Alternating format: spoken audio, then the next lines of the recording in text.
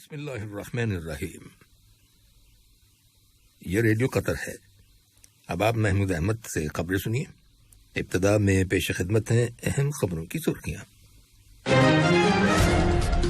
قطر نے دنیا کو انسانیت کے خطرات سے بچانے کے ہدف تک پہنچنے کے لیے جوہری اور وسیع پیمانے پر تباہی پھیلانے والے ہتھیاروں کی تخفیف کے تمام معاہدوں پر عمل کرنے کی اہمیت پر زور دیا ہے۔ وزارت صحت کی رپورٹ کے مطابق ملک کے اندر کرونا وائرس کے مزید 67 مریضوں کے صحت یاب ہو جانے کے بعد اس وبائی مرض سے شفا پانے والے افراد کی مجموعی تعداد اب 2,35,663 ہو گئی ہے۔ سعودی عرب کے شہر جیزان کے ایئرپورٹ پر کیے گئے ڈرون حملے میں کم از کم 10 افراد زخمی ہو جانے کی خبر ملی ہے۔ اور افغانستان کے صوبے قندوز میں ایک مسجد کے اندر خودکش حملے میں 100 سے زیادہ لوگ ہلاک اور زخمی ہو گئے ہیں۔ یہ تھیں اہم خبروں کی سرخیاں، اور اب سے چند لمحوں بعد تفصیل سے خبریں نشر کی جائیں گی۔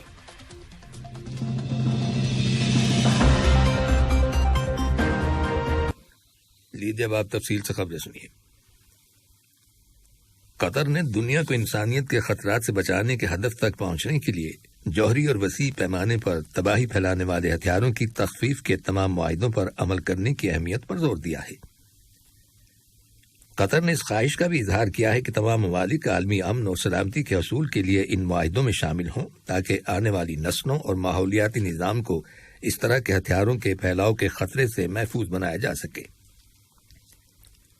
اقوام متحدہ میں قطر کی مستقل مندوب شیخہ عالیہ احمد بن سیف آل تھانی نے اقوام متحدہ کی جنرل اسمبلی کے 76ویں سیشن کے مالیاتی اور اقتصادی کمیٹی کے اجلاس سے خطاب کرتے ہوئے کہا ہے کہ قطر ان تمام ممالک اور پارٹیز کے درمیان تعاون کے لیے ایک پلیٹ فارم کی حیثیت رکھتا ہے جو مشترکہ بین الاقوامی حکمت عملی کی اہمیت پر یقین رکھتے ہیں اور جو انسانی ہمدردی کے کاموں میں اپنا اہم کردار جاری رکھنے اور عالمی وبا کووڈ-19 سے نمٹنے کی بین الاقوامی کوششوں کی حمایت کرتے ہیں۔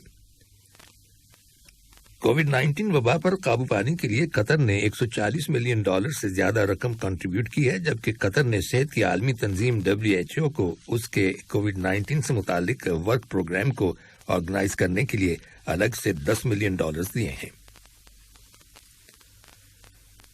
قطر کی وزارت بلدیات اور ماحولیات نے global green growth institute GGI کے ساتھ ایک MOU پر دستخط کیے ہیں جس کی روح سے ماحولیاتی تبدیلی اور گرین گروتھ کے معاملے میں تعاون کو فروغ دیا جائے گا۔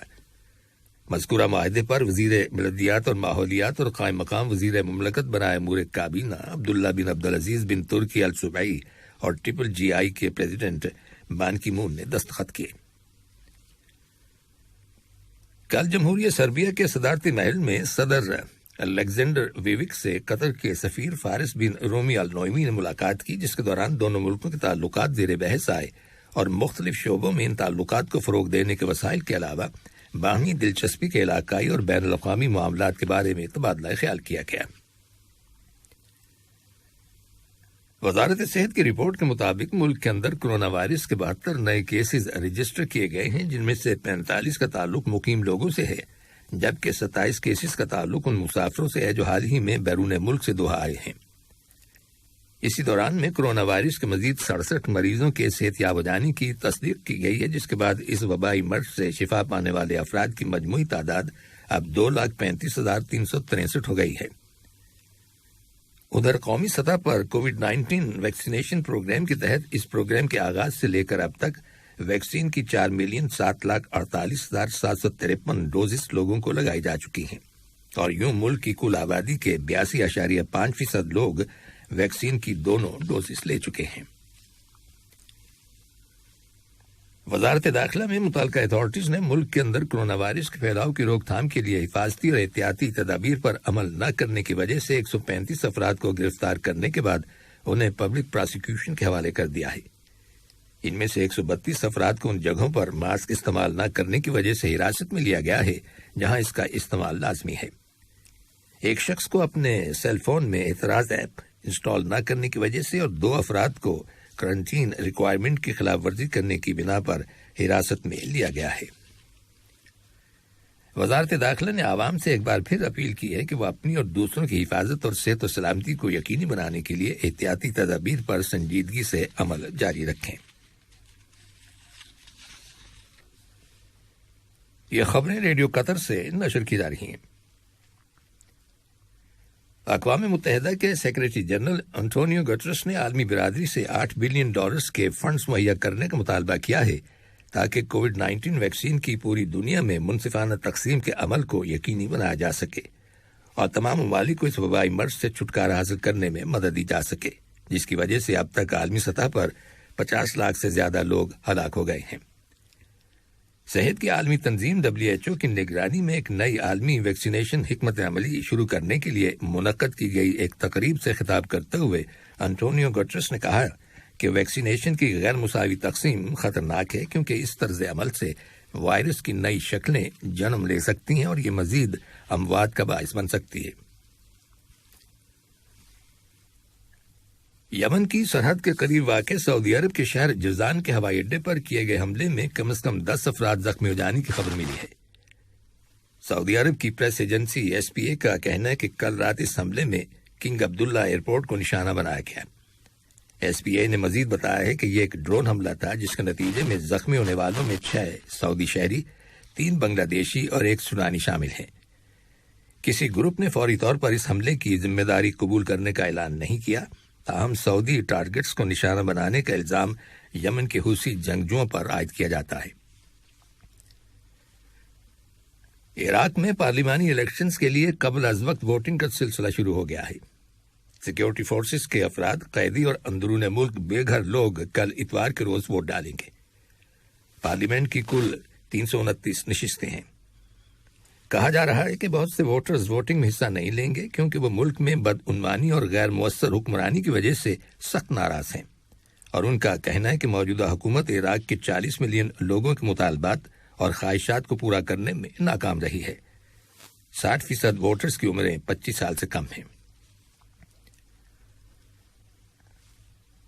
اقوام متحدہ نے کہا ہے کہ رواں سال مئی کے مہینے کے بعد سے جنوبی سوڈان میں بڑے پیمانے پر سیلاب کی وجہ سے کم از کم 6,23,000 لوگ متاثر ہوئے ہیں، جن میں سے بہت سے اپنے گھر بار چھوڑنے پر مجبور ہو گئے ہیں۔ اقوام متحدہ کے انسانی معاملات کے کوارڈینیشن آفس کی رپورٹ کے مطابق جنوبی سوڈان کی 10 میں سے 8 ریاستوں کے اندر موسلا دھار بارشوں کی وجہ سے شدید سیلاب آیا ہے۔ دریاؤں کے بند ٹوٹ گئے ہیں اور گھروں اور کھیتوں کو ناقابل تلافی نقصان ہوا ہے۔ افغانستان کے صوبے قندوز میں ایک مسجد کے اندر دھماکے کے نتیجے میں 100 سے زیادہ لوگ ہلاک اور زخمی ہونے کی اطلاع ملی ہے۔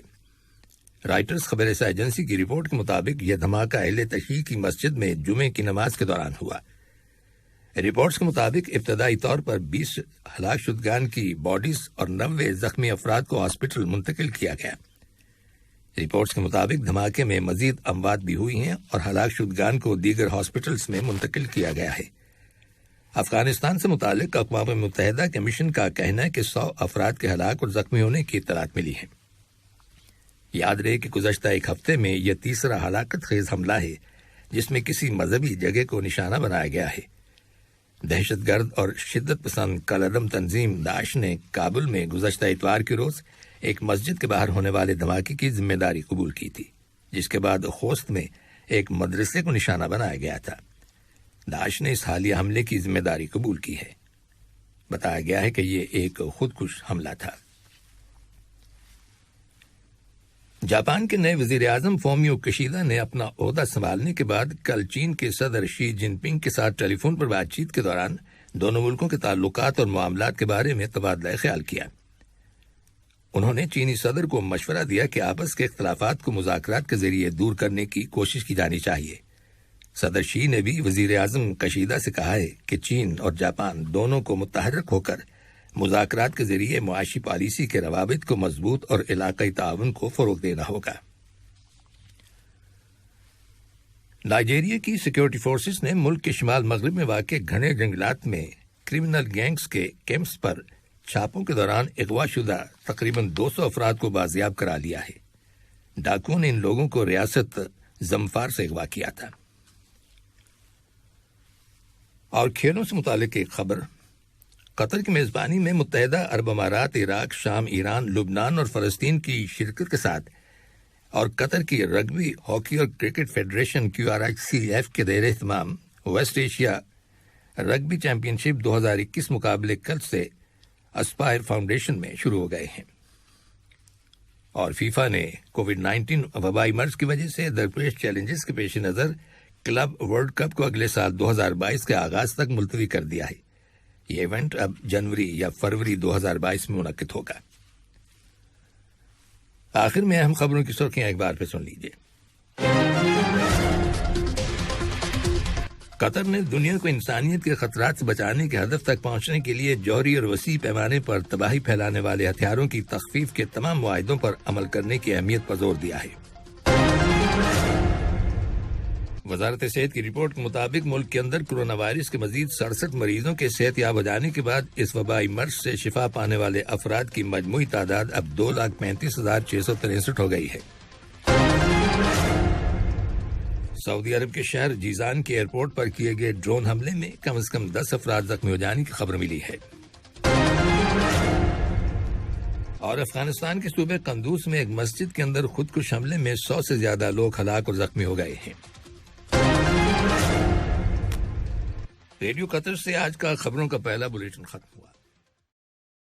السلام علیکم دوستو، میں ہوں شیخ نور، آپ دیکھ رہے تھے قطر نیوز ٹوڈے۔ مجھے امید ہے کہ یہ ویڈیو آپ کو انفارمیٹک لگی ہوگی۔ اسی طرح کے ویڈیو پاتے رہنے کے لیے نور ٹائم 24/7 یوٹیوب چینل کو سبسکرائب کیجیے اور اس ویڈیو کو لائک، کمنٹ اور شیئر ضرور کیجیے۔ اگر آپ فیس بک پر دیکھ رہے ہیں تو شیخ نور پیج کو لائک کیجیے اور فالو کیجیے تاکہ میں جیسے ویڈیو اپلوڈ کروں آپ تک پہنچ جائے۔ شکریہ۔